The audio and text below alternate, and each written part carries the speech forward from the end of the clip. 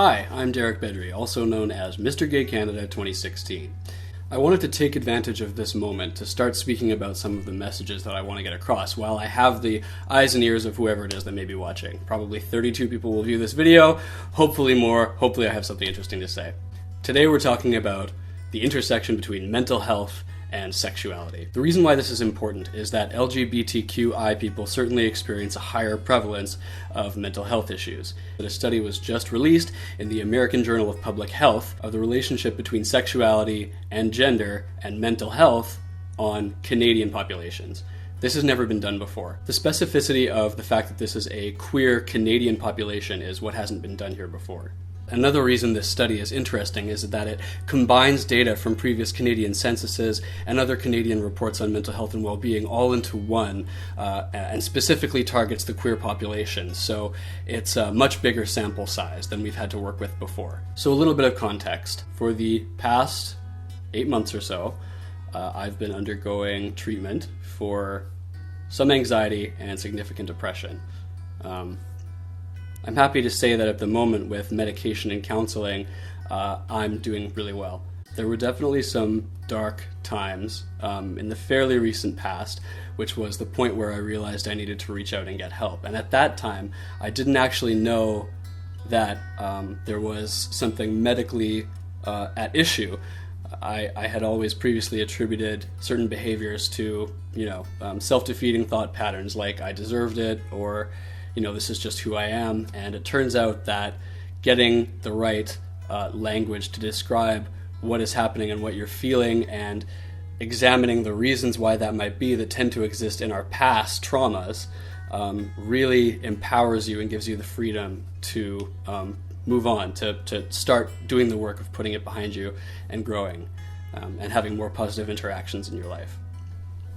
So with that aside, viewing the study online does require payment, but luckily I had access to it and I went through it, so you don't have to. Surveys were conducted on people aged 18 to 59, and the results showed that non-heterosexual identified people had a much higher prevalence for coexistence of mental illness, anxiety disorders, and heavy substance abuse.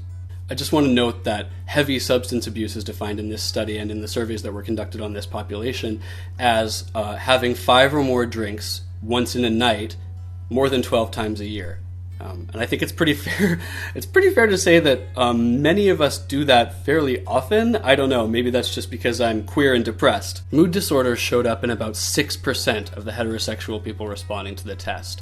Compare that with gay and lesbian people, who showed 11.4%, and bisexuals, who are up at a whopping 20.7%. So gay people, nearly double as much anxiety and depression as heterosexual people. Bisexual people, 4 times as much. The results were almost exactly the same when looking at instances of heavy drinking in the same populations. Heterosexual people, 2.7, about 3% were heavy drinkers. Gay people were at 6.6% heavy drinkers, and bisexual people were at 13.5. So they almost multiply by exactly the same amount. So we've gone over how many queer and how many heterosexual people experience mood disorders, and how many queer and how many heterosexual people experience heavy drinking.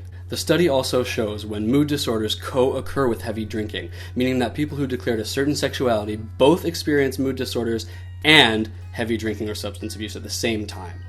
For heterosexuals, that total was 2.3%.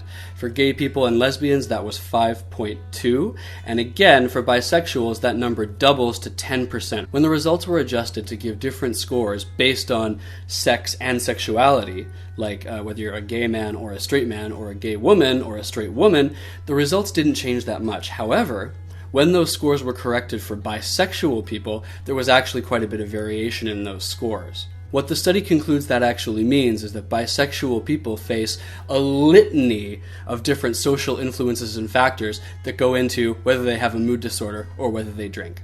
If you think about it, this is not that hard to imagine. The reason being that bisexual people probably don't feel that they fit into either the straight community or the gay community, and don't probably have as big of a social network to rely upon or support. And furthermore, face disbelief from both within the straight community or the gay community, or dismissal as to whether their sexuality is even legitimate, or whether they're just slutty or something. The study finishes by linking these results to minority stress theory, which suggests that people in racial or sexual or other kinds of minorities experience microaggressions and repeated rejections over a lifetime, which can result in negative health defects like depression, anxiety, tobacco use, alcohol and drug use, and so on. So we know that as a community, queer people experience significant trauma in their lives that leaves them with health defects. We know that anecdotally. We see it in our friends. Sometimes we see it in ourselves, as I've already mentioned. So here's what I can take from this that I didn't already know. I wasn't aware how much more bisexual people seem to suffer the social pressures of not being accepted than gay or lesbian counterparts do. Simply failing to understand or become educated about something like bisexuality is a factor in the damaging social conditions they face, and I didn't actually realize that before. In terms of the discussion on mental health, as someone who's been there, who's going through it right now, I really think you need to just name the problem. You need to go to your doctor. It's not you, right?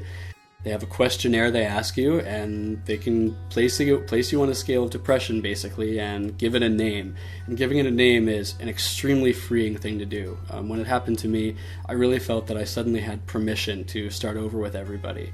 And it just so happened that at the same time, Lady Gaga's talk at Yale, I think it was, had come out, and she was talking about sharing your feelings and coming from exactly where you are on that day and sharing that with people.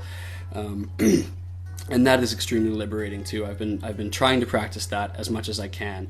And when people ask how you are and you actually tell them, you can open up all kinds of areas for dialogue that you never thought of before. And suddenly you're not worried about whether they think you're scary, or you're not worried about whether they're judging you, or you don't think that maybe they're afraid you're judging them. There's all kinds of things we do when we get in our own way. And we don't communicate with one another that protect us, but come off in a way that's not productive in our relationships. So my message is to really dismantle those walls. I hope this has been helpful and informative for somebody, and if you want to keep following the discussions on what I think is important, you can follow Mr. Gay Canada on Facebook or at Mr. Gay Canada on Instagram. More details are in the description below, as well as the citation for that study we've been talking about. Thanks, and as of posting this video, Malta is only about a month away, so